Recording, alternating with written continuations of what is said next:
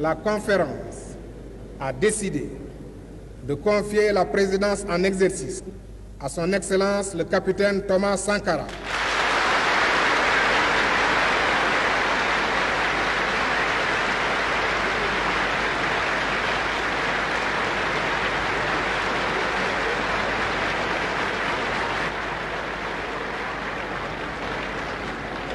Président du Conseil national de la Révolution, président du FASO, chef de l'État.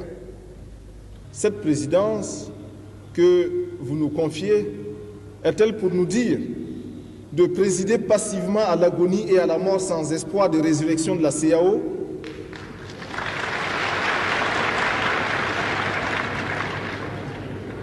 Nous contentant de rendre compte de ces différentes étapes et assumant la responsabilité de l'échec face à nos peuples et face à l'histoire? Est-elle pour nous doter des pleins pouvoirs qui seuls peuvent nous autoriser à administrer une thérapeutique de choc, c'est-à-dire une chirurgie sans anesthésie à la CEDEAO?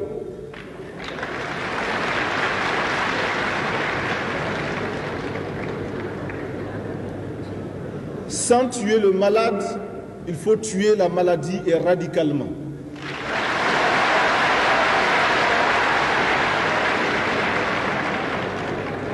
Nous osons penser qu'il s'agit incontestablement d'une mission fondée sur la confiance que vos peuples placent en la révolution burkinabé.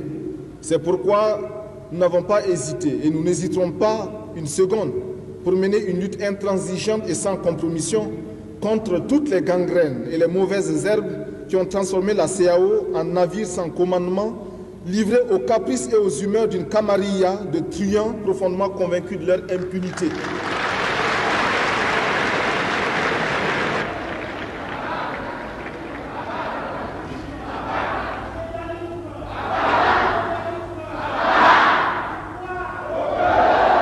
Pour ce faire, un engagement solennel a été pris. Le peuple burkinabé tout entier œuvrera pour la réalisation de cet engagement, car il a été pris en notre nom à tous.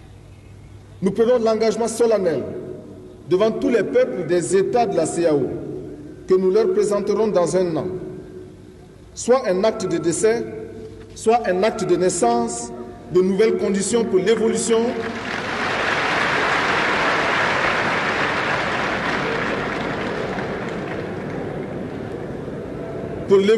d'une communauté débarrassée du laisser-aller et du laisser-faire antérieur.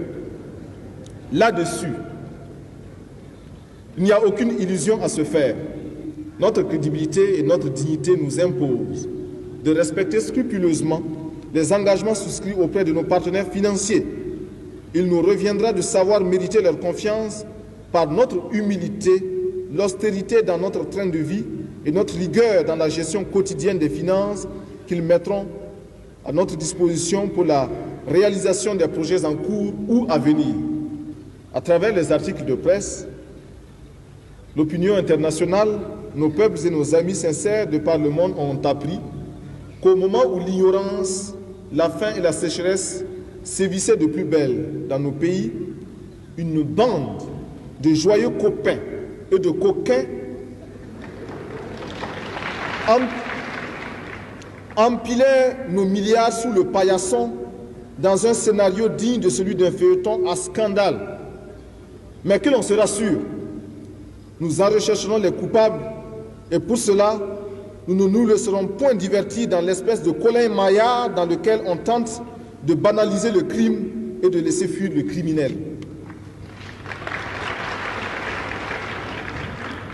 À travers la douloureuse affaire de nos fonds volatilisés ou subtilisés, il importe de comprendre que c'est la crédibilité de nos pays et de nos peuples, le sérieux et la respectabilité de nos États, notre capacité à oser extirper nous-mêmes nos propres cancers